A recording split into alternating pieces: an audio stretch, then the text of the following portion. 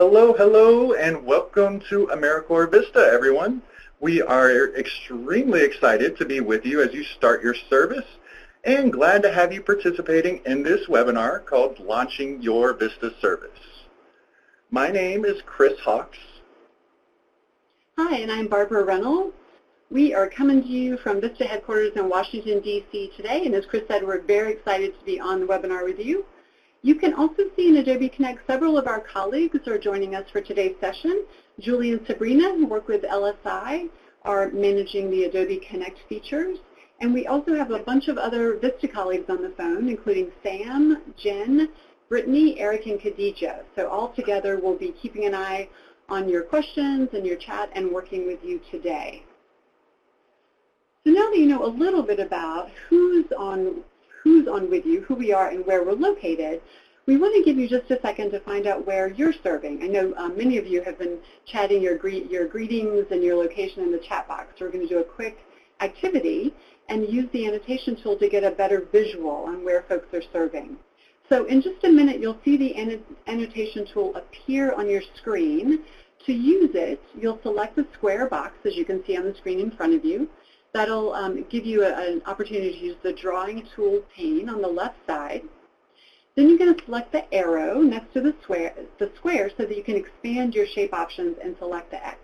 Then you'll move your mouse to where you are on the map. So if you're in South Dakota, if you're in Michigan, if you're in my home city, Baltimore, wherever you are in the country, you'll be able to select that and make the mark on the screen. As Chris said, if you are on a phone or a tablet, the annotation feature won't be working for you, but you can always chat your city and state in the chat panel. So we're going to go ahead and give this a try. We do have a bunch of folks on the webinar today, so let's see how it goes. We're going to turn that annotation tool on. And as I said, if you can just take a minute, select the square icon. Yep, I see a bunch of folks going ahead and doing that. Thank you very much for picking and selecting small marks to put on the screen so we can get as many locations on the map as possible. I see circles. Yep, folks down in Florida. A number of folks in the southeast. We are sending you all good wishes for the storm. Keep those marks coming. Yep, lots of locations you can see in just about every state we're seeing folks now. Thank you.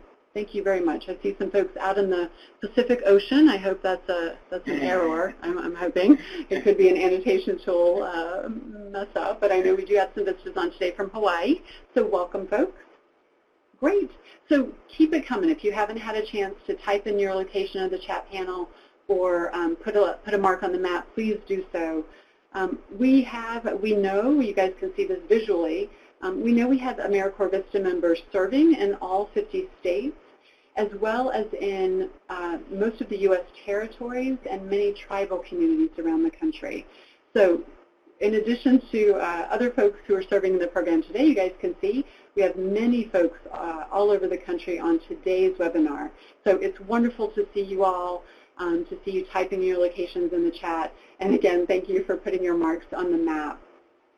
We'll go ahead and turn that off. I think you probably got a good visual on where folks are. Again, thank you for doing that. As you looked at the map and as you see where folks are located in the chat, please remember that you can always connect with each other after today's session, after we leave today's webinar, by visiting the VISTA campus. There's a map and a discussion forum feature on the campus, and those resources exist to help you to continue to connect with each other. And so now that you have a feel for all the other VISTAs are serving, we want to go over the session objectives for today. So as you see on the screen, in this webinar, we will describe VISTA's mission and the VISTA program. We are going to review a few of VISTA's recent accomplishments. We'll identify people and resources that can support you both now and throughout your year of service. And we'll highlight action items that need your attention today and in the coming days. And of course, at the end, we will administer the oath of service. So Barbara, you want to kick us off with the first objective? Sure, of course, thank you. Again, please let me and Chris both welcome you to AmeriCorps VISTA. Happy first day of your service year. I hope it's been going well. Today, you'll join a national service program with a very rich history, as some of you may know. In your cohort, in your class today, kicking off your service year, there are about 690 VISTA members total, folks beginning their service with you today. Again, across the country currently, there are about 5,000 VISTA members total serving, folks who are serving in rural communities and urban areas, just like you guys, as you can see on the screen in front of you. As I said before, we have VISTAs in all 50 states, across our territories, and tribal nations. So Volunteers in Service to America, or VISTA, has been supporting the charge towards economic equity for more than 50 years. Our program strength really comes from the talent, motivation, and energy of our VISTA members, which, of course, as of today, will include you.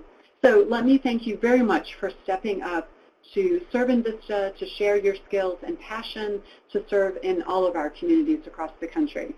It really is an honor for me to welcome you on behalf of the VISTA program, and I hope that you can feel the warmth and support from me and Chris in the room with you, as well as your fellow VISTA members around the country.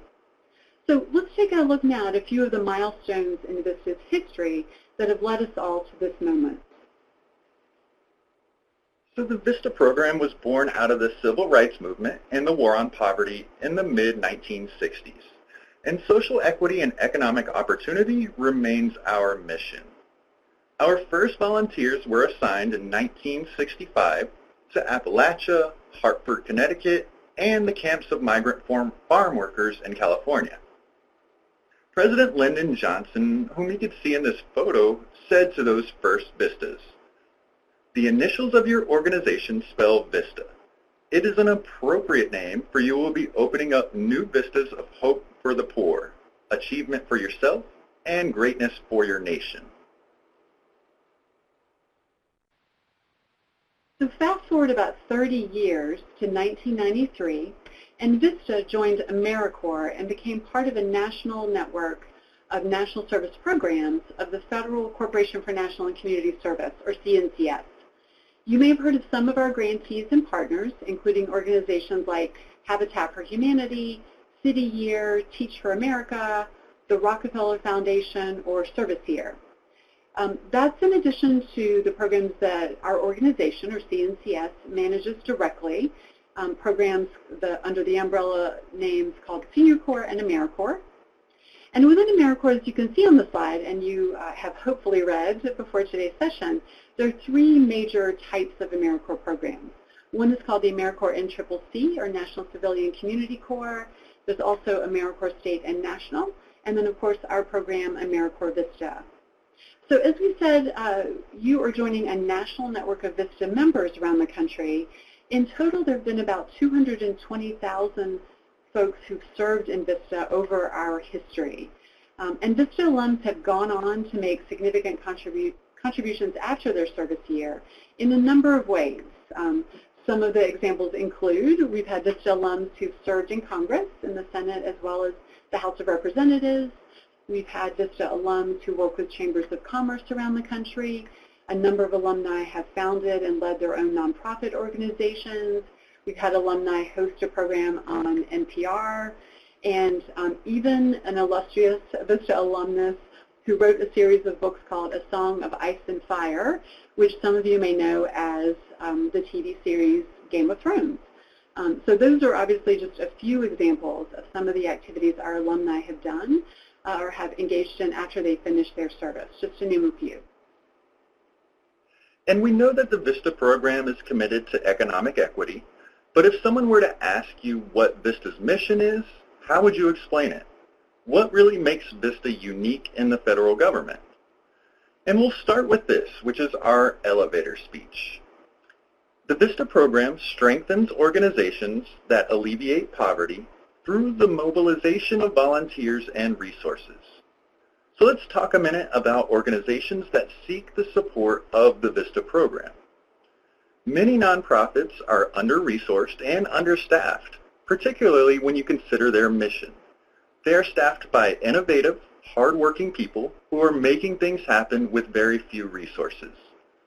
Often, organizations turn to VISTA for assistance in strengthening their infrastructure or developing processes or generating resources. If they already had everything in place, they wouldn't need a VISTA. So the role of the VISTA member is to support the organization's mission by providing solutions that enhance efficiency and build capacity by raising money, developing systems, recruiting volunteers, and really creating that lasting change. So by serving at a sponsoring organization, you are essential to VISTA's mission of strengthening organizations. In addition to our mission, there are 4 principles that underpin the VISTA program. So first up, as you see on the slide, ending poverty. So every VISTA project and every VISTA member aims to end or alleviate poverty one person, one family, or one block at a time. Second, empowering communities. So in contrast to kind of parachuting in and doing good things for people, VISTA members live among and involve community members in planning and carrying out the project. This is often facilitated by your sponsor, but strengthening and improving the community is our long-term goal through learning about values and beliefs and applying good community development principles. Third, as you see, creating sustainable solutions. So whatever you develop or create, whether that's a process, a system, or resources, you will develop them in such a way that people will be able to use them once you've gone. And then we have building capacity. So all VISTA members aim to either increase the size of a project, increase the number of people served, improve the project's efficiency, or improve the project's impact on the community. And that is how we measure capacity. And we're going to spend a moment now going over capacity building, that 4th one, and what that really looks like. So hopefully before today you had a chance to take a look at some of the tutorials to get you started with the VISTA program. In the VISTA Mission and Program tutorial, hopefully you had a chance to complete, you learned that your VISTA service should focus on building the capacity of your organization as opposed to performing direct service. And this is a unique aspect of the VISTA program, which really sets all of us apart from other AmeriCorps programs. So quickly, as you can see on the slide, the notion of capacity building in essence means that it's about helping your organization or your sponsor, helping your organization do more with the resources that they have so that they can serve more people or operate more efficiently. And by contrast, and I think obviously, direct service is about providing tangible assistance directly to those who need it. So as Chris said, this is a core aspect of our program and something we really want to make sure that's clear to you and to the folks that you're working with at your sponsor organization. So to make sure that you understand the difference between capacity building and direct service and have a good feel for what we're talking about, we're going to play a quick round of this or that to explore the differences between these two concepts. So for this activity, again, we're going to use the annotation tool, and I encourage you to use small marks when we get onto the screen, since there's so many of us on the webinar today. And when we're ready to turn this on, you'll see the annotation tool display again on the left side of your screen. So Chris and I are going to read a service activity out loud, and we'll just ask you guys to select, does this activity represent direct service or capacity building? We'll just ask you to make that selection on the screen with a small X. Again, please use a small mark and don't drag your X across the screen or it'll take up the whole slide for everyone. So you're just going to make a short click to get that small X on there. All right, so we're turning the annotation tool on, and the first activity we have is? And the first one, I can see already some answers. So recruiting volunteers to build houses. Is that going to be capacity building or direct service? It's like many of you have already started, and that's great, a bunch on capacity building. And as Barbara mentioned, please just make the small X or small check mark to indicate whether you think it's capacity building or direct service. And we're looking in the chat. My chat might be a little slow to show. I haven't seen any answers there, but by all means, if you're on a smartphone or tablet, for instance, and can't access the annotation tool, you could place your answer in the chat. So we'll give it another couple seconds, but it definitely looks like a vast majority are capacity building. Give it another couple seconds. See what's coming in through the chat. Okay, okay. We'll go ahead and continue because that capacity building side is getting ridiculously filled. It is overfilled. So the correct response is capacity building. And that's because you are not directly building the house. You're developing capacity by recruiting volunteers who will be able to do the construction work and engage with the organization in other ways. So great job there, and we'll go to the next one. Great, thank you. Yep, lots of marks going on the screen. All right.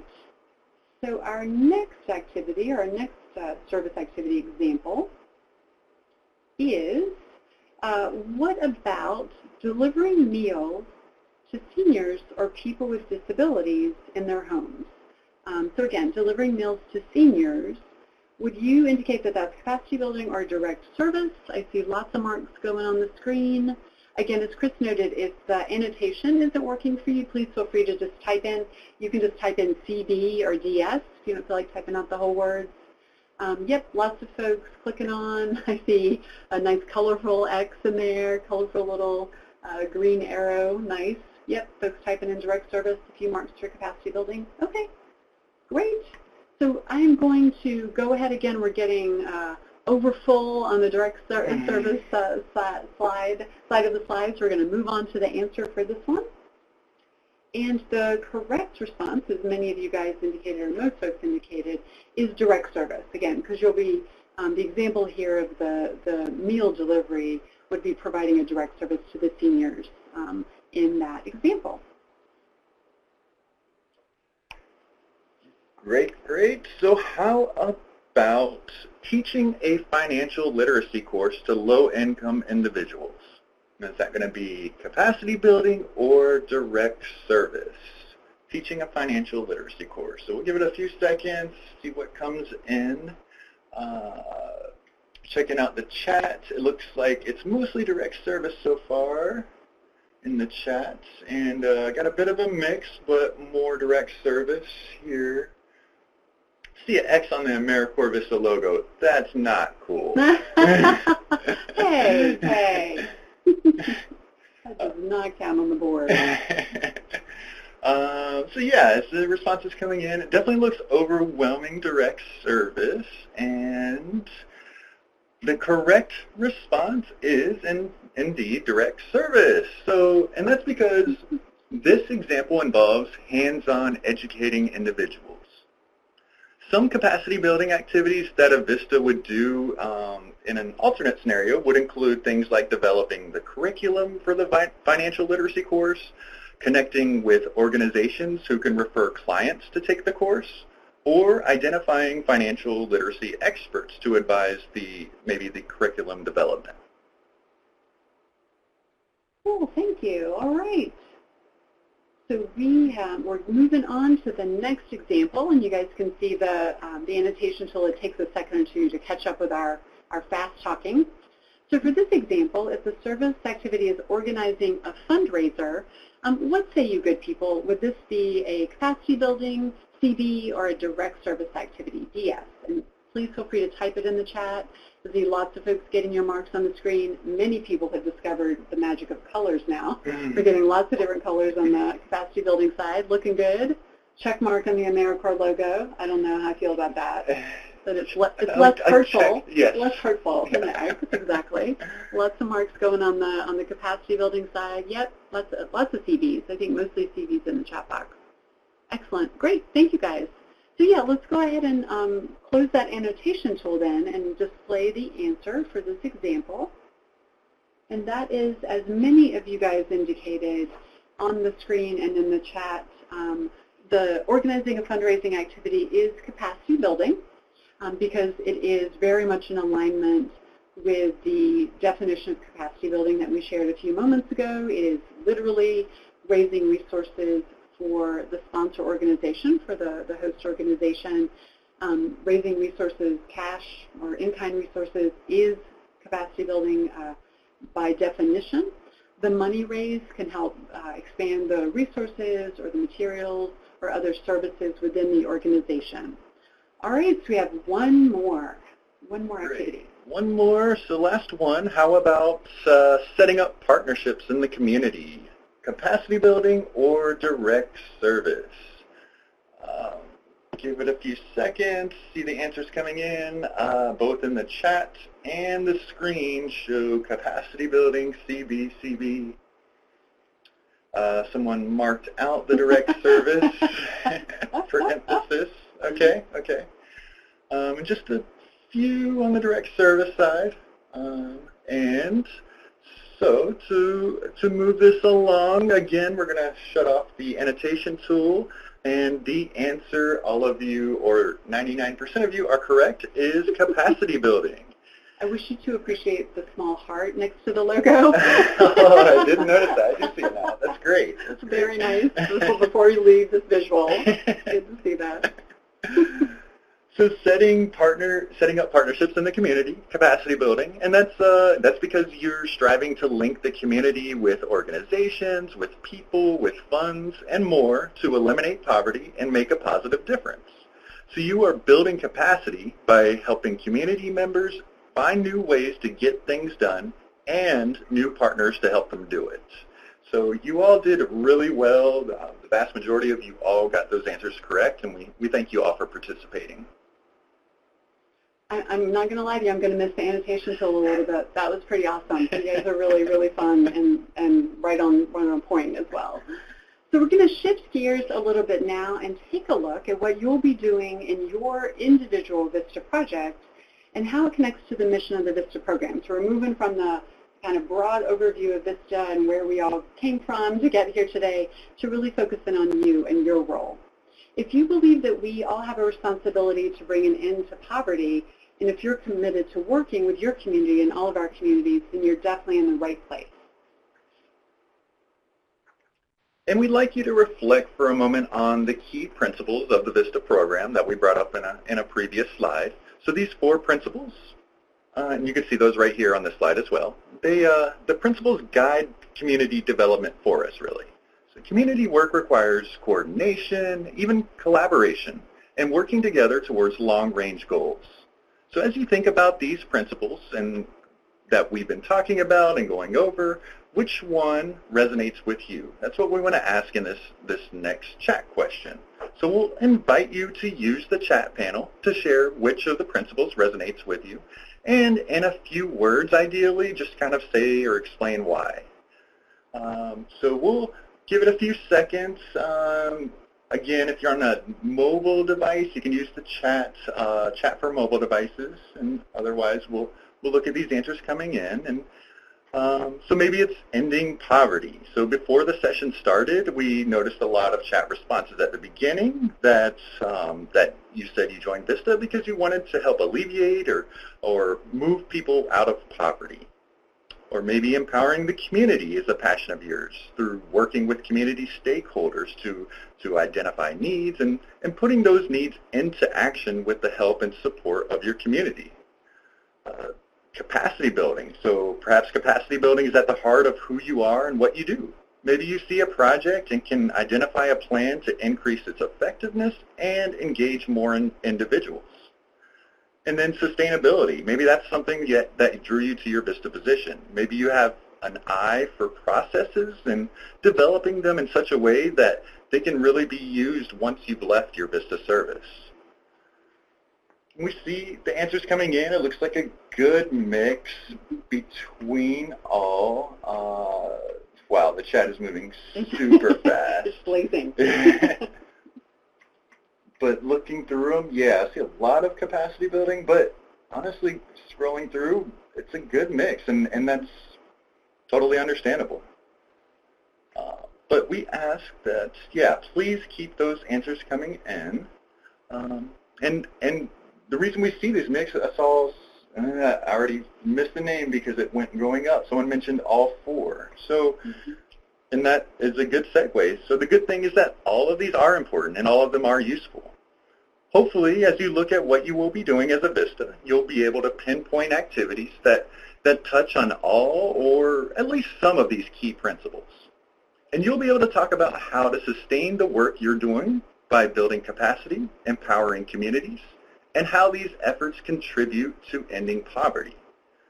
And progress in this type of work is slow and incremental. And it's important to know that our work isn't just about fixing stuff. It's about sharing perspectives and skills. The results of your work as a VISTA member may not be apparent immediately nor happen overnight, which at times might be a little frustrating. But once you step back, you'll be able to see the larger changes that have resulted from your work. Next, we're going to focus on, again, what you'll be doing specifically as a VISTA. And the best way to do that is by reviewing your VISTA assignment description, or your VAD. Each VISTA has a VAD that was created by your VISTA project. You may have received your VAD during your interview or your selection process. I know Chris and I talked about the VAD a little bit last week, so hopefully it has come to you. Maybe you got your VAD from your VISTA supervisor today when you arrived. If not, if you didn't receive it before today or since you got on site today, you can download your VAD from My AmeriCorps again. You have access to that at any point. So all VISTA assignment descriptions include the following three elements, the big three. They'll include a project goal, objectives, and member activities.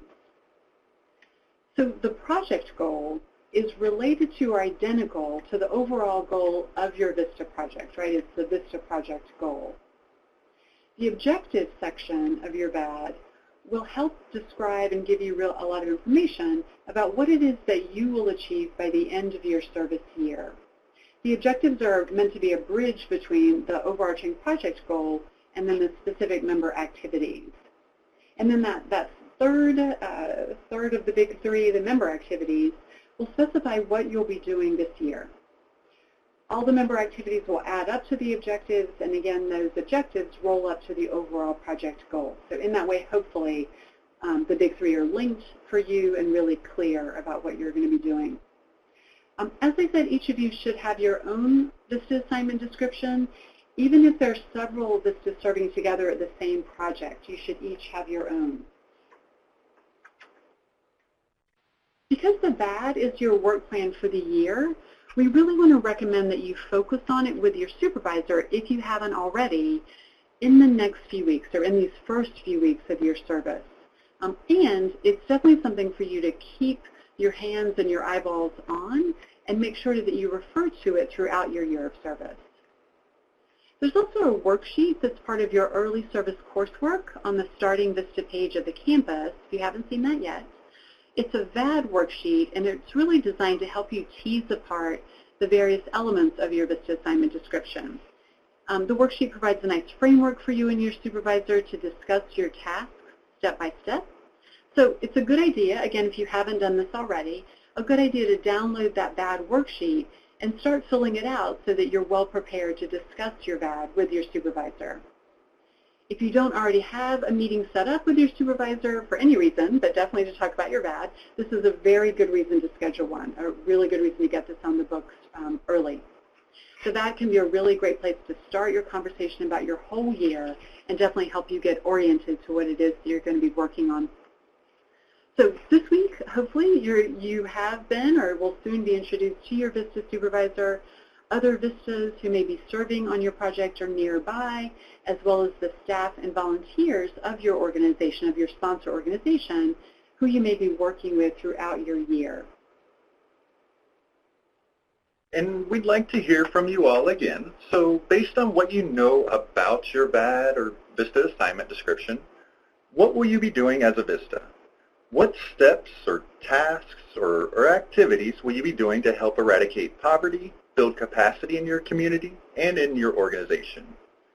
Again, please type your answer in the chat panel so that everyone can see, and this can be a couple of words or a brief sentence, however descriptive you may wish, however you like. So we'll give it a couple seconds and just kind of see. We really like this part of the Launching Your VISTA Service webinar to see what all VISTAs are going to be doing throughout your year. Wow, it's going fast, and just going to pick out. I've seen fundraising.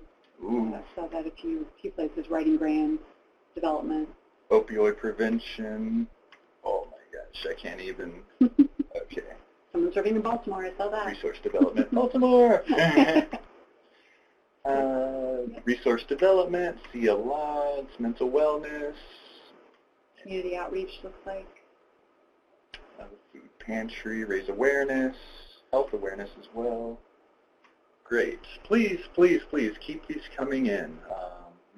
We do truly appreciate these responses, and again, it's something we really like to see what all VISTAs are doing throughout their year. And as you get started with your VISTA service, you will be focusing a lot on what this question really entails, on the what that it is that you will be doing. And as we go, we'll pass on. Okay, there's a slide. Sorry, there's a bit of a lag, but it came through. So there were a lot of really wonderful things in the chat mentioned. They're still coming in. And we want to take a second to ask, what if? So what if you plan, for instance, a community meeting? If you bring people together around a common issue, what is the next step and what is the goal? Yeah, what if you are writing grants? If you're doing development at your particular site, how will writing a grant actually make a difference in your community?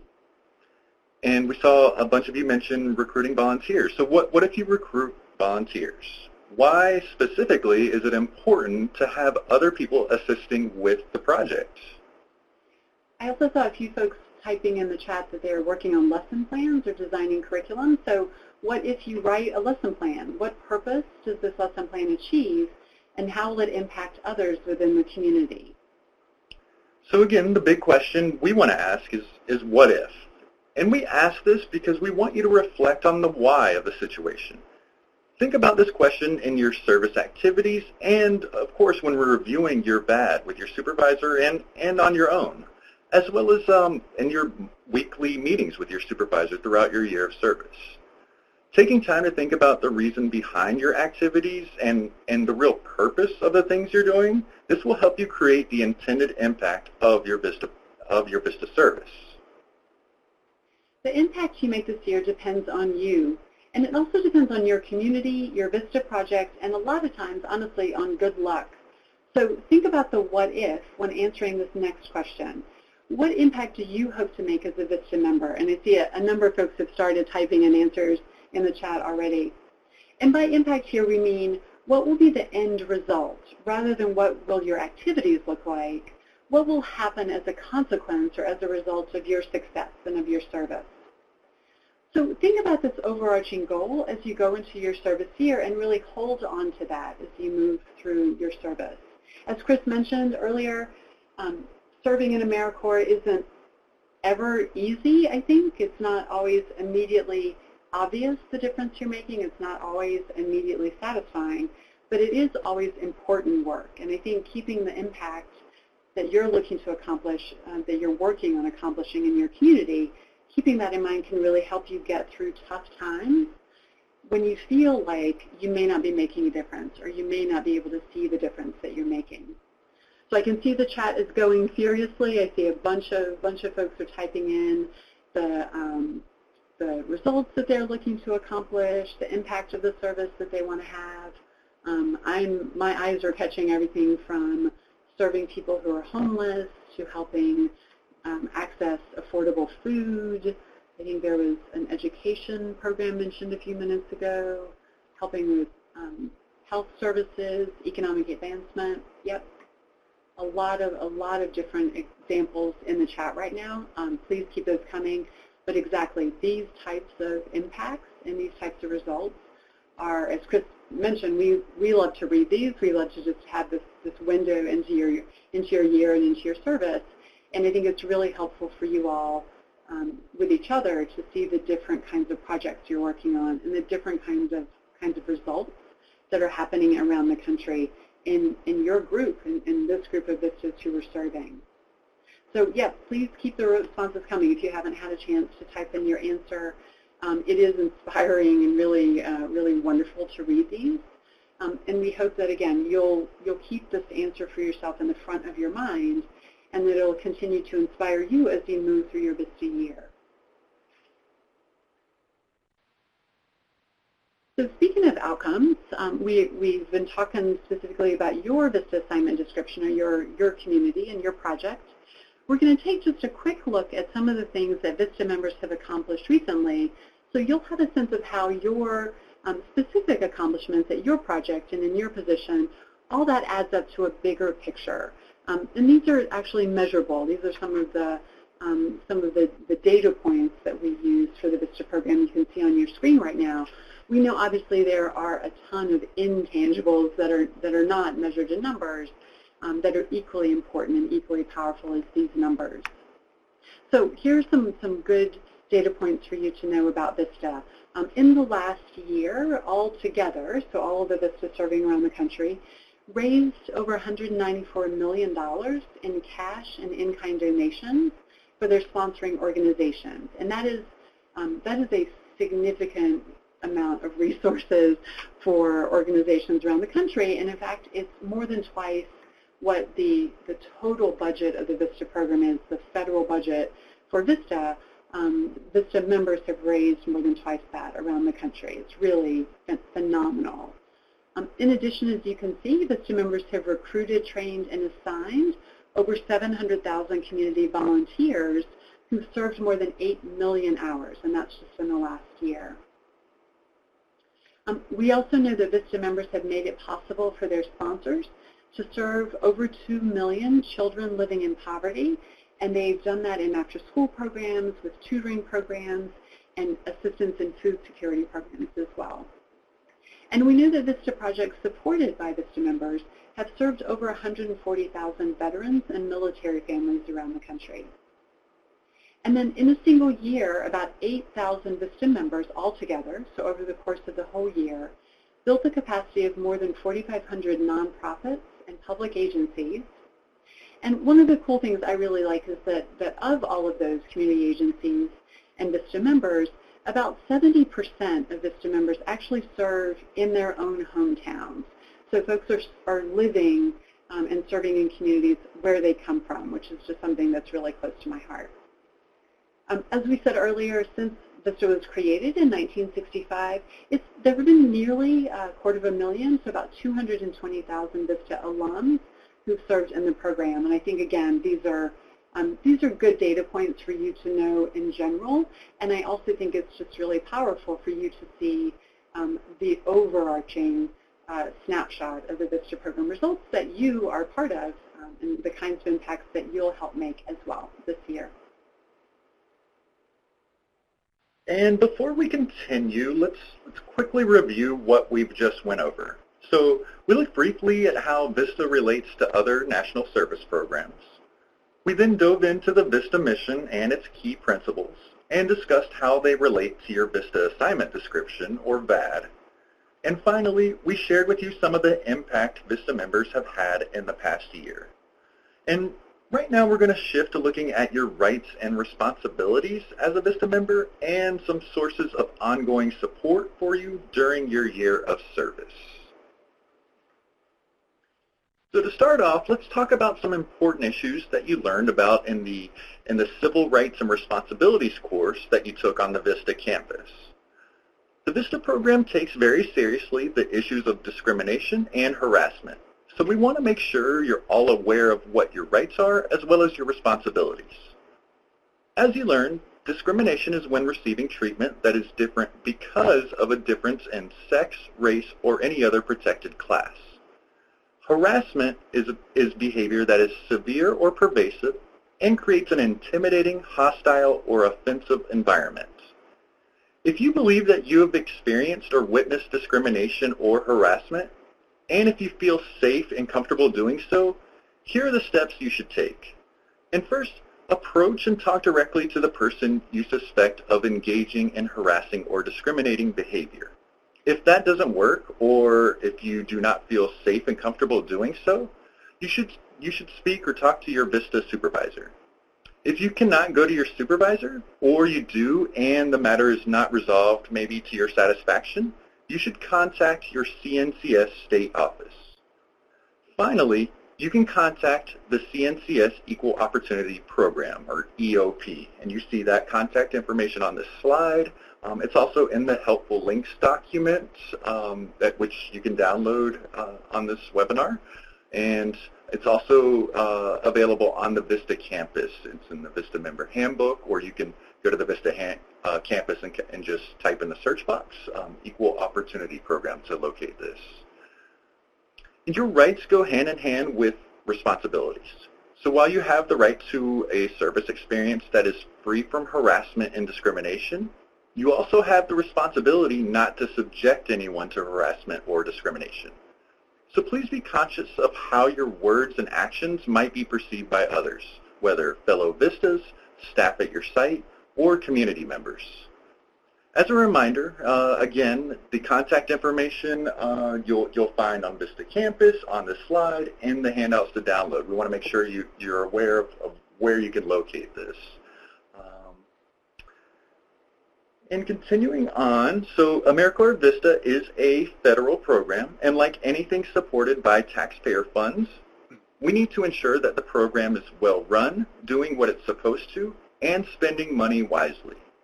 Like all federal agencies, CNCS has an Inspector General whose office is responsible for preventing and detecting waste, fraud, and abuse.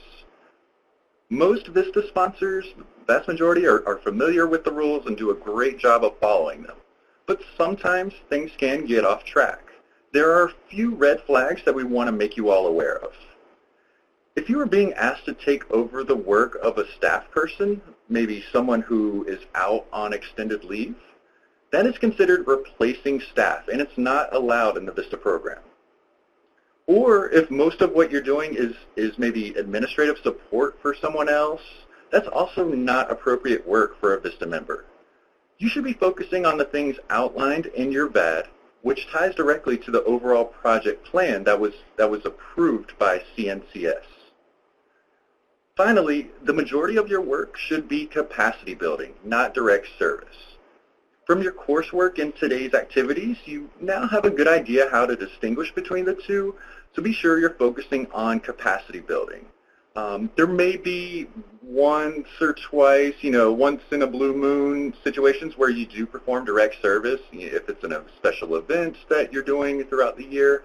So once in a while, that's okay, but we're talking about your normal daily duties and your normal VAD activities. That should be capacity building, not direct service. If you feel you are being asked to do certain things that are not appropriate for VISTA members, first talk about it with your supervisor. From there, you can talk with your CNCS state office. If the issue isn't resolved, or if you want to remain anonymous, you can contact the CNCS Office of Inspector General. And as in the previous slide, this contact information is on the slide. You can locate it in the handouts to download and the VISTA campus as well. It's in the VISTA member handbook, just to let you know. But we want to make sure you know that this is one of your responsibilities, to really say something if you see something. All right, so we're going to continue down the path of responsibilities and things to do. I get to talk about one very specific task and requirement that we have for you coming up starting now and due by the end of the month, early October. So we mentioned, Chris and I talked last week about getting fingerprinted and the fact that we need you to get your fingerprints and submit them to us, to VISTA headquarters, so that we can run a background check. That's just a routine part of our program screening. We do this to protect the community members and volunteers we work with, including yourself. So it's just a standard practice. So let's talk about the specifics about how to get yourself fingerprinted. First of all, your supervisor should have a kit for you, a fingerprint kit, just an envelope which contains a few key pieces of information. The fingerprint kit should include 2 fingerprint cards, so these are hard copy documents, a disclosure form, as well as a set of instructions for what to do, how to do it, and when to get yourself fingerprinted.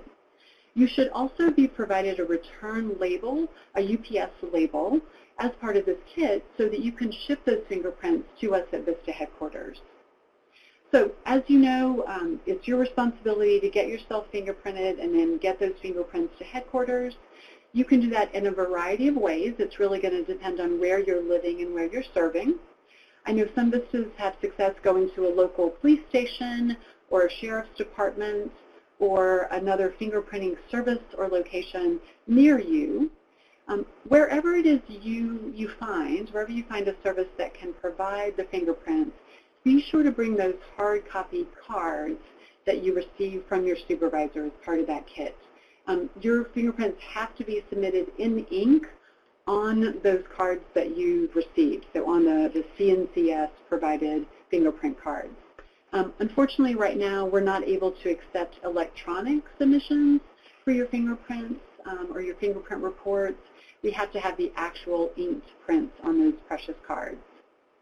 So VISTA does provide you with a $25 fingerprinting subsidy. The cost of getting fingerprints is going to vary, but hopefully the subsidy will offset anything that you will need to pay to get this done.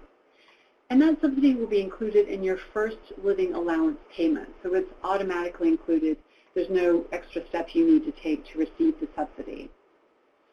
So you've got exactly 30 days to get your fingerprints done. Again, those ink cards, to get the fingerprints completed and then ship them to headquarters here, VISTA headquarters. I really encourage you to do it as soon as possible. I know October 3rd seems far away, but we don't want this to sneak up on you or cause you any headaches. So as soon as you can get yourself to a fingerprint service, do it. Your deadline, as you can see on the slide, is October 3rd, and this is a hard deadline. If we don't get the fingerprints, if we're not able to complete this routine screening step, it can really negatively impact you. It could lead to suspension from service or even termination. So we obviously do not want that to happen. And that's why we're spending a little time with you on this today, just to make sure you know what to do for your fingerprinting, and you're all set to get this done by October 3rd. So if for some reason you're at your project and you have not yet received your fingerprint kits from your supervisor or your shipping label, or if for some reason your supervisor doesn't have those resources, could be someone's new or they've been on vacation and the mail hasn't caught up with them yet, your supervisor should contact the CNCS state office immediately to get those materials, right? So to get your fingerprint kit. To contact the state office, you guys probably remember, Chris and I shared this last week, you just use the two-letter state abbreviation at cns.gov. So if you're in Utah, it's ut@cns.gov, etc. So please make a note to confirm with your supervisor that they have the fingerprint kits for you, or that they can get them. All right, so those descriptions that I just shared are related to the inked fingerprints.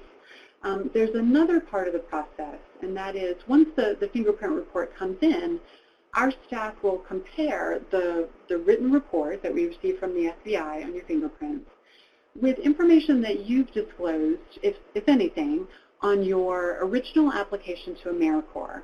You may recall when you applied to serve in VISTA, you were asked if you'd ever been convicted of a crime. And it's possible for some reason folks may not have disclosed a conviction. You may have forgotten to put something on your application to disclose it. You may have thought the conviction was long ago and the AmeriCorps application was only looking for recent arrests or convictions. You may have thought a routine traffic violation didn't count. Or some other reason that conviction may not have been disclosed. So any number of reasons why you may have not done that on your AmeriCorps application. So if you're in any of those situations, if there's something that you do need to disclose in terms of your criminal history, you still have an opportunity to share that information now. And that is to be shared via the member disclosure form. And again, that document is going to be right alongside those fingerprint kits. So you should receive these papers all together. So the member disclosure form is a fairly simple and straightforward document. Again, it's meant to give you a chance to fill out and be completely forthright with any criminal convictions that you may have. And then, as I said, when we receive at VISTA headquarters the report from your background checks, We're going to compare what you've submitted in your original application, what you disclosed there, alongside any new or more recent information that you may have shared on that member disclosure form. So our goal is to make sure that everything aligns, everything you've told us, or anything that is not included on your application, but that is what the FBI check reveals as well. If for some reason there are minor offenses or convictions that come back in your report, and if they don't have any direct relation to your VISTA assignment, generally those types of convictions are not going to bar you from service. I will tell you, though, if there are convictions of any kind that come back and you have not disclosed them to us, we do take that really seriously. And again, it could have a pretty negative impact on your service. So please always err on the side of oversharing, even if you think something may not be relevant or may not be what exactly we're looking for on the member disclosure form. Just put it in there. It never hurts you to overshare.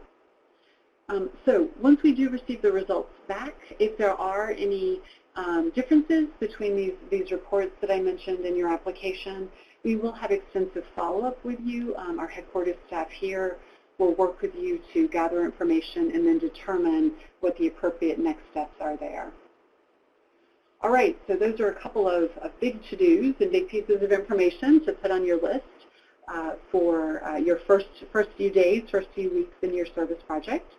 Something else that's fun, you can see on the slide in front of you. Another thing to put on your list to do is to figure out ways to show off your AmeriCorps pride. You never know where you might make a connection with someone who knows about VISTA, again, someone who may have served in VISTA.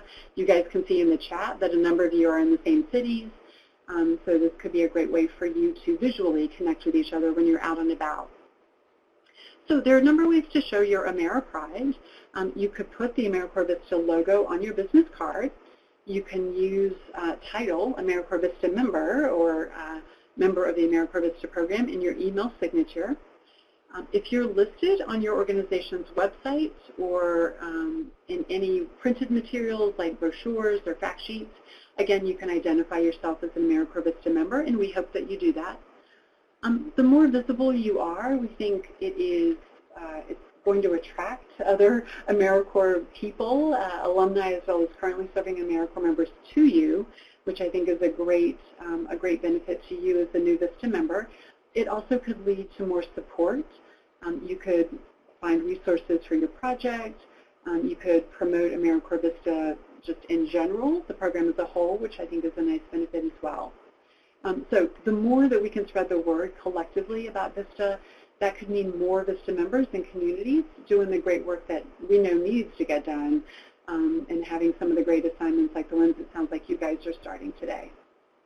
So the helpful links handout that you can find on the screen in front of you, you should see it just below the chat box, provides things like templates for the business card, if you want to use the VISTA logo, how to do that and what it should look like.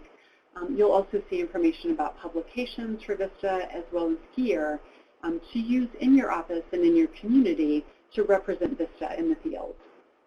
We also hope that you'll take pictures and share them with us through our Twitter and Facebook accounts.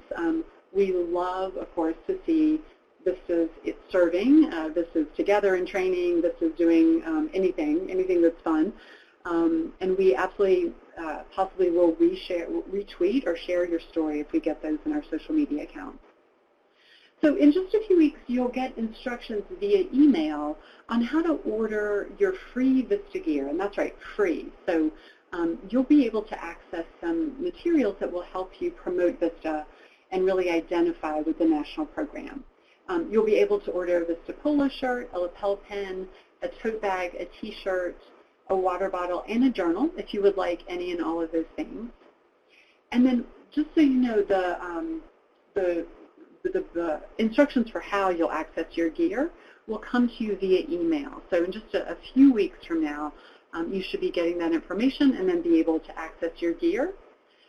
We give it a few weeks just to make sure that all of your paperwork is done, your on board, all of the kind of mechanical aspects of enrolling you, all that stuff's been completed, and then we get you rolling with the gear later in the month. So stay tuned. More to come on that.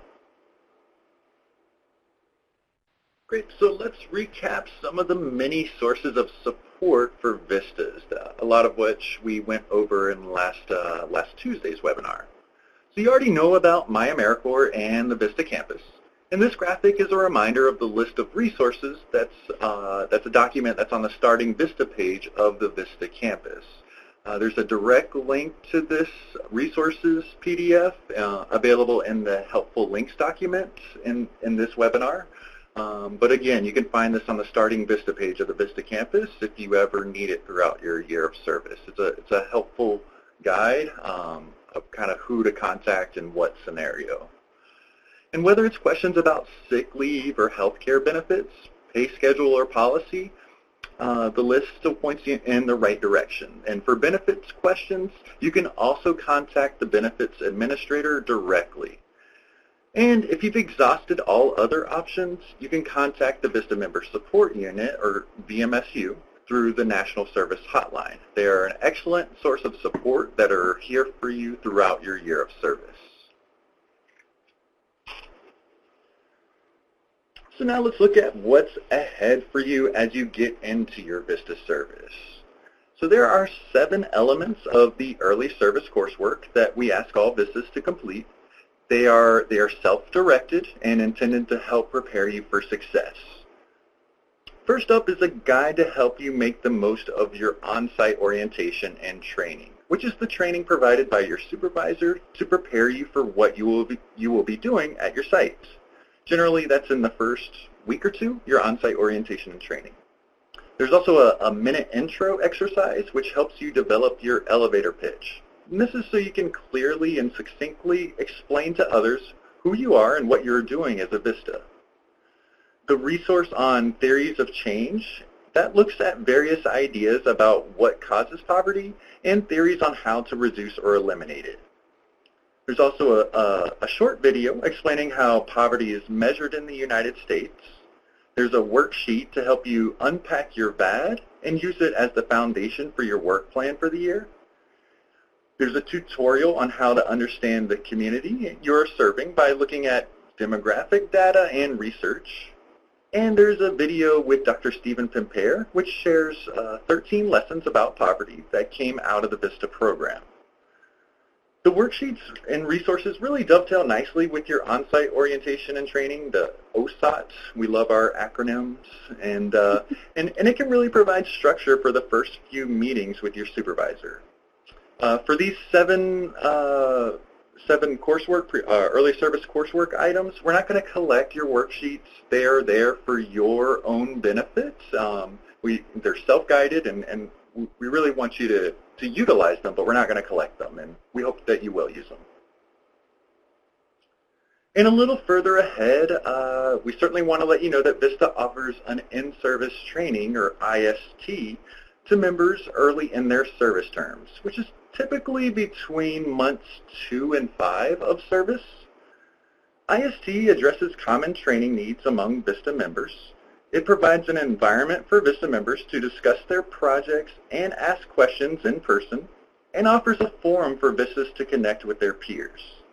So at this point in their service, which is generally months 2 through 5 again, the expectation is that participants should be able to identify their training needs and will be able to apply knowledge from their IST during the remainder of their VISTA service term. These trainings are optional to members. They are not required. There are 4 core training modules and an additional 6 elective training modules that are developed by CNCS. And for this training, for the IST, so you will be notified of an IST opportunity based on your geographic area via email. So please be sure to keep your email address up to date in your My AmeriCorps portal. If you're no longer checking a .edu address, or if that's getting closed off, please make sure to update that. We see that relatively frequently, so please try to keep up to date with that. VISTA will, for these ISTs, VISTA will arrange travel for the VISTA member, will arrange the hotel room and meals during the training. It's a 3.5-day training, and a common question that comes up is, do I have to take leave? And no, it counts as regular days of VISTA service, so no leave days are needed on your part. But we do ask that you get supervisor approval to attend. That's the one big thing. So as you go over your VAD with your supervisor and really undertake your initial VISTA activities, you can begin thinking of potential areas of training needs that you could benefit from through IST. Awesome. All right. So I'm going to spend a few minutes now really just reminding you of some of the important actions that you'll need to complete today if you haven't already, and or in the next couple of weeks. So first of all, the first items relate to your VISTA benefits. Again, I'm hoping this is a reminder since Chris and I covered this material with you last week. First, of course, I just want to emphasize again, getting your direct deposit information into the portal, make sure that's correct, double, triple checking it. As we mentioned last week, it has to be perfect in order to get you in the federal payroll system and make sure that you get your living allowance payment on time. We absolutely want to make sure that happens. So any mistake can delay that. We do not want that to happen. As a reminder, assuming everything goes smoothly in the portal, your first pay date will be September 20th. And again, if you're paid directly by your VISTA sponsor, your pay schedule may vary, so be sure to check with your supervisor to confirm that, just if you haven't had a chance to do that already. Second, of course, I want to remind you about your end of service award. You know that you have two options as you end your VISTA service and successfully complete your AmeriCorps service. There are two options for VISTA members. There's the cash stipend or the education award. If you, in completing your paperwork online in the portal, if you chose the cash stipend option for your end of service benefit, then today is the last day to change your selection. And again, that's super, super important because there is no do-over. If you make that selection and today goes by us and we are into tomorrow, then that is the selection that you will have for your VISTA service. If you chose Education Award as your end of service benefit, then you actually have about 10 months to change your mind and to change that selection. So again, if you're not entirely sure which of these two options that you want or that you would like to earn at the end of your service year, we really encourage you to go with the Education Award today so you have flexibility and you can make a switch if you want to later on in your year. Next up, of course, is your health care. You know that you'll be eligible for one of the benefits that VISTA offers, and which benefit will depend on whether or not you already had health insurance before today, so when you started VISTA. If you have insurance, you can enroll in the health care allowance, which reimburses you for your out-of-pocket costs. If you didn't have insurance before today, then you can enroll in the health benefit plan. I know all of these words sound the same, but they do provide different types of benefits. So in about a week to 10 days, again, you'll receive an email directly to you from the Health Benefit Plan Administrator called IMG, and they'll give you instructions on how to enroll. So I just, again, would echo what Chris mentioned about making sure your email address is current and keeping an eye out in a week to 10 days for more information on those health benefits. And as we said last week, again, just a reminder, there's a lot of written information about all of this, about the end of service benefits, about the health care, a lot of information on the VISTA campus, so please check that for more details. All right, so I have a few other reminders or, haranguing, I guess I have to do for this part of our webinar as well. Just want to remind you, of course, to set up a recurring meeting with your supervisor. We recommend weekly for at least 30 minutes if that is at all possible, particularly at the beginning here of your VISTA project. Of course, as Chris said, if you have not had a chance yet, please do complete your early service coursework. You'll find that on the Starting VISTA page of the campus. Download your VAD, your VISTA assignment description, if you have not yet, if you have not received it from your supervisor.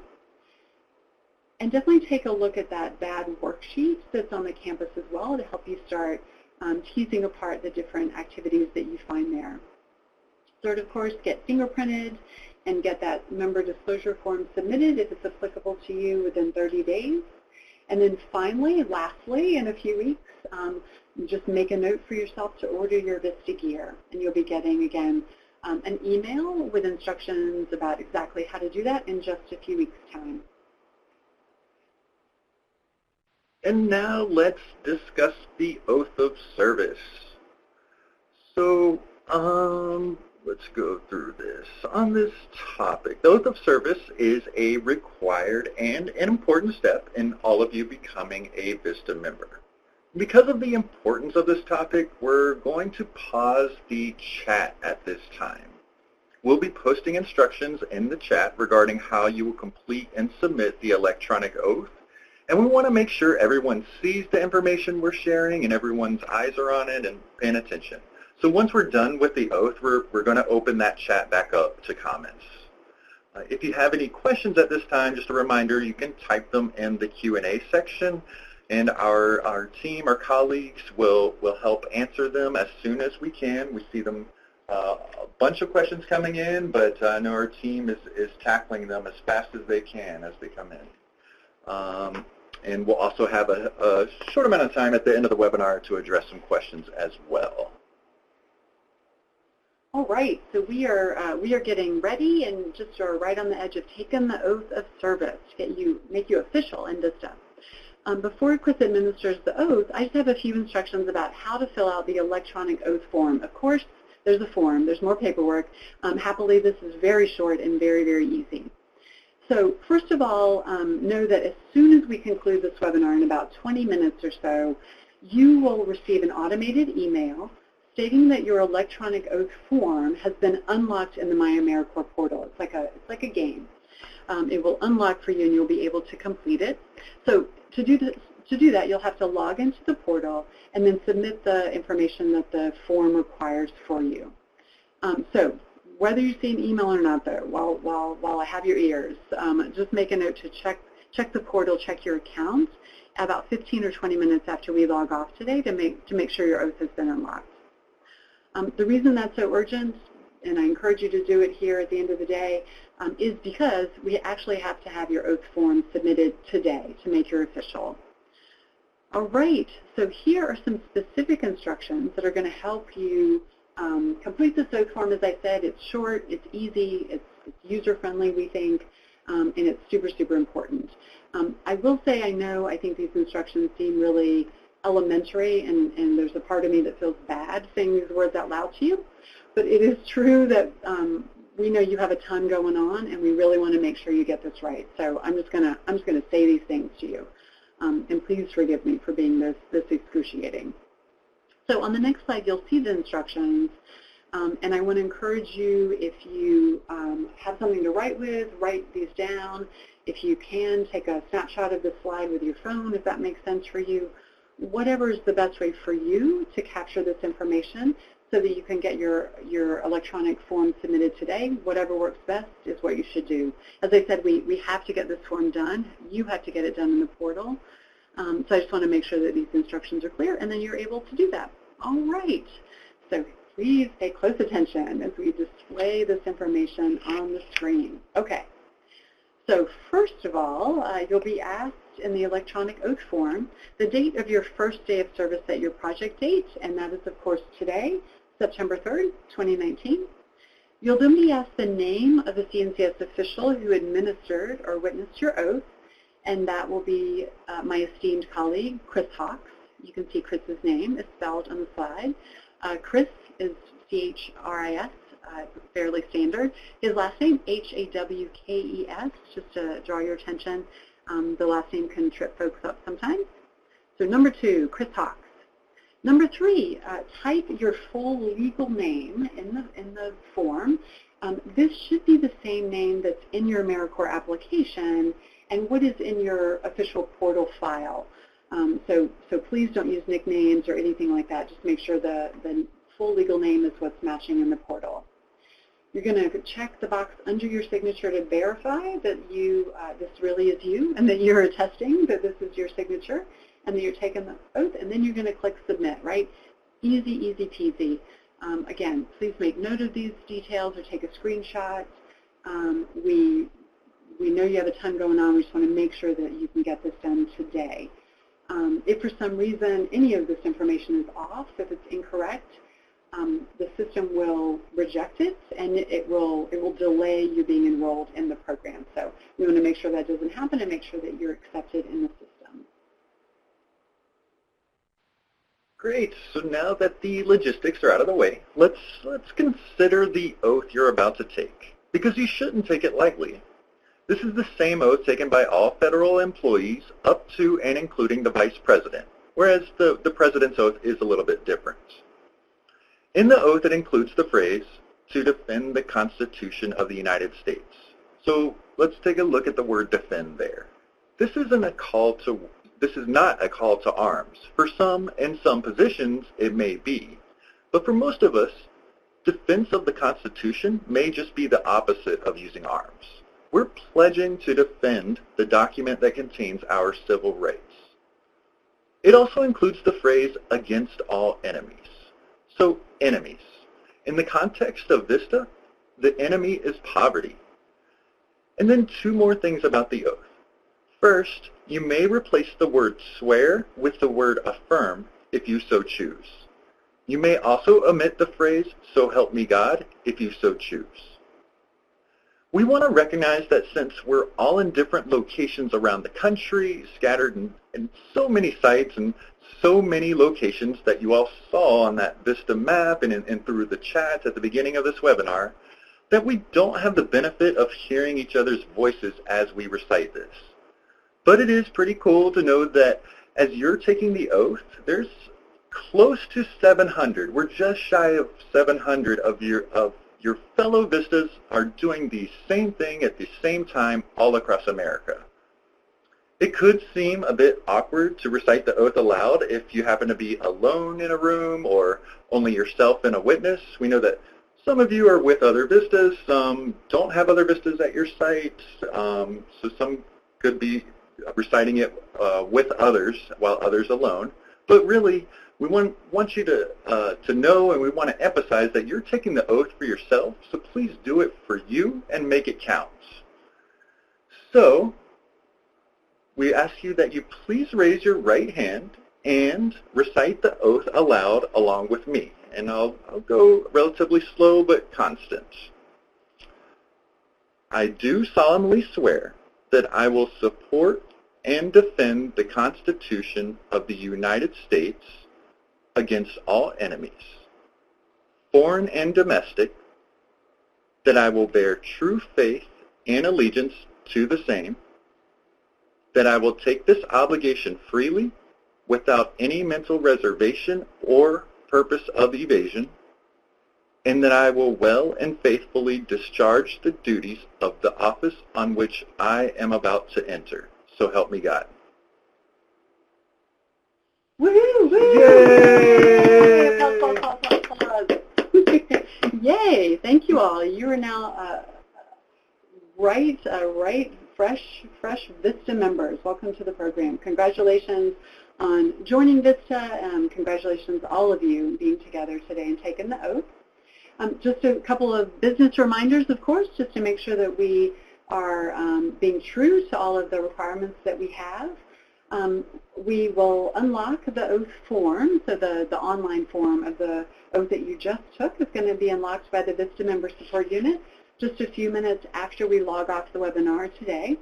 And again, you should have access to that form about 15 minutes after we log off. So just make sure if you be on the lookout for an automated email that says, hey, your form is open. And if you don't even get that, just go ahead and go into the portal and check your account to make sure that it is the oath is open for you and ready to be completed. You should see those, as you can see on the slide now. When it's unlocked, it'll be visible for you on the left side of your account in the portal. And again, just want to make sure that you get that oath in today, get it in by the end of today. So here on the slide, you should also see again, and these are these instructions, just making sure that we have all this correctly filled in across the country. September 3rd, 2019, first day, Chris Hawks, Hawks with an E. Make sure that you sign, use your full legal name when you type it into the form. Check that it is your electronic signature, that you attest to that, and then submit your form. Just get that in before midnight tonight, wherever you are. And again, we know this is a really quick and easy form, and I really appreciate you taking a few minutes just to get that completed before you wrap up today. It is good to know you will not get a response confirming that your oath form has been submitted and correct. It just will go into the system and be on the back end, and it will be visible to us. You should be able to see, though, that you've submitted it in your portal account. So if you refresh your screen once you submit, you should be able to see that. And of course, if for some reason the submission does not go through and we aren't able to confirm that your oath was taken and that your oath form was completed, the VISTA Member Support Unit will contact you quickly and make sure that we take care of that and make sure that it's filled out correctly. Great. So now that we've gotten you all sworn in, we want to know what you thought about today's session. So how can we improve this presentation for future VISTA members coming on board? We really do care about your feedback, and we want to hear what you thought. What worked? What didn't? And just to emphasize, we do use this input and feedback to improve future webinars, and we strive to improve it as much as possible. So please take a few moments to minutes was a mix between moments and minutes. New words. I like it. I like it. Yeah.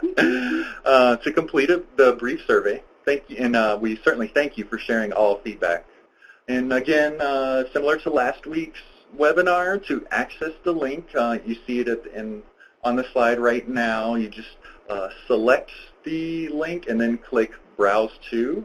Whereas I don't believe double-clicking will work, so you just have to just select it and browse to. For those of you viewing the content on phones or tablets, I don't believe the survey link will work for you, but we are going to post it in the chat. You can see Julie just did post it in the chat, the link, so you can access it there. And so we'll give you a couple minutes to complete the survey, and while you contribute your feedback, we're going to take some of your questions. So we're looking through some of the questions that were posted in the Q&A pod, and I know our colleagues, wow, a bunch of questions have come in and a bunch of questions have been answered, and still tackling a few. I did notice a couple big ones, especially when Barbara was going over the part on VADs, where had one or two mentioned that my VAD isn't correct or it doesn't look correct. What should I do?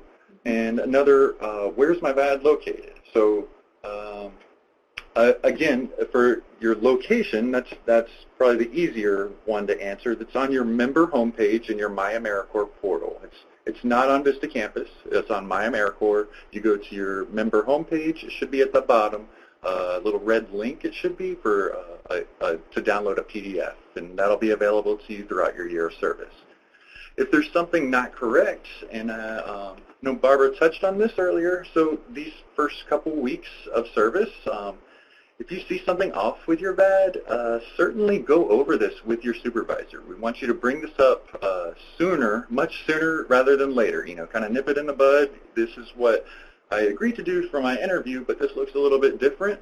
Now's the time to go over that with your supervisor. So please do that. If there are any questions, again, as Barbara mentioned, you can reach out to your CNCS state office as well. Who can be reached by the state initial at cns.gov. There are a couple of things in the chat, Chris, I just wanted to draw our attention to. A few screens ago, as the chat was scrolling, it looked like a couple of folks indicated that they could not yet open their oath, their electronic oath in the portal. And that is correct. At this moment in time, it should be true that none of you can open your oath because we haven't concluded the webinar yet. When we do wrap up in just a few minutes, the system will take 10 or 15 minutes or so to open up the oath. So please don't worry right this minute if you're not able to get into it, because you should not be able to. Also, it looks like there was a typo or something was a little bit off in our survey, our evaluation form that Chris just posted or just noted for today's webinar. So I just want to make sure, I'm not exactly sure when it happened because my chat screen was going so fast, but I just want to make sure that the link that you're seeing, the surveymonkey.com/r/launching SEP step 3, I just want to make sure that that link is working, because we definitely want your feedback on today's webinar. So apologies, I'm sorry if the link got corrupted somewhere in the chat box, but hopefully that will be working for you now. Any other questions that we're seeing? Saw something, let's see, going through this. Oh, there were a few questions about, and I think these were already answered, but just in case anyone else had a question similar about if I already served in, for instance, AmeriCorps State National, and I had my fingerprints done there, do I need to do it again? And the answer is yes, you still need to do it for VISTA. You need to complete your fingerprints. And again, those are due within 30 days. October 3rd is the deadline. If your supervisor does not have your fingerprint kit, please reach out to your state office, or you can ask your supervisor to reach out as well, one of the two. You can also send me an email, and I'll make sure your state office is aware. Again, my email, you should have received several, seahawks@cns.gov. I could just forward it to your state office to make sure you get that fingerprint kit as soon as possible. Yep, again, the questions coming up about the oath are catching my eye. There was a question about where to find the oath, where on the campus, and for complete clarity, the oath is actually in the My AmeriCorps portal. So you'll log into the portal the same way when you submitted your application, when you looked at the service opportunity listings. So it's the myamericorps.gov site that you want to go to, not the VISTA campus. So sorry if I was unclear about that, you guys. There's also a question, it looked like a couple of questions maybe came up in Q&A about hours, about work hours. If VISTAs are expected to work or required to work more than 40 hours a week, or some variations, how do I know what my work hours are? I'm certain the individual questions were answered, but just to make sure that everybody hears, the exact hours that you will serve in your particular project on any given week will absolutely vary depending on your project. You may be asked and you may need to serve occasionally more than 40 hours. It should not be routine, though. It should not be part of the standard expectation for you. And that is definitely a question to ask your supervisor and make sure that you confirm exactly what your service hours are, your start and end times daily, as well as what the expectation for the week is. And it looked like a question on what is IST? What does VISTA pay for? So, yeah, again, IST stands for in-service training. That's we have a VISTA-led in-service training that are designed for VISTAs in months 2 through 5 of their year of service, and we're going to reach out to you with communications shortly. Probably we'll reach out to you in less than a month, probably. But again, you won't be attending the IST for at least a couple of months, 2 to 3 months. But yeah, they are 3.5-day events where VISTA will cover your travel, cover your hotel stay, cover your meals while there, and provide an excellent training. We have these excellent facilitators on 10 different topics, 4 core and 6 elective topics. And all of this information will be in the email that we send out. They're geographic based, so we'll invite you to certain trainings based on your geographic location. And yeah, please look out for information in the near future on that. Yeah, it's definitely good to know as well while we're talking about the in-service trainings. So the information that Chris and I have been sharing with you today, these in-service trainings are actually led by us. They're led by our staff here at VISTA headquarters. We know in several states around the country and several other VISTA projects, local projects, there are also member trainings, and they're sometimes called in-service trainings. So I just want to clarify that in case you're hearing about several different ISTs or several different possible events. It is true. You could hear about more than one IST. You will definitely hear from VISTA headquarters about the in-service trainings that we lead. Again, the ones that Chris has talked with you about today. And running short on time, but did see another couple questions, and these are frequent questions that actually come up maybe a week or two into service as well regarding timesheets. So again, your timesheets are conducted at your site.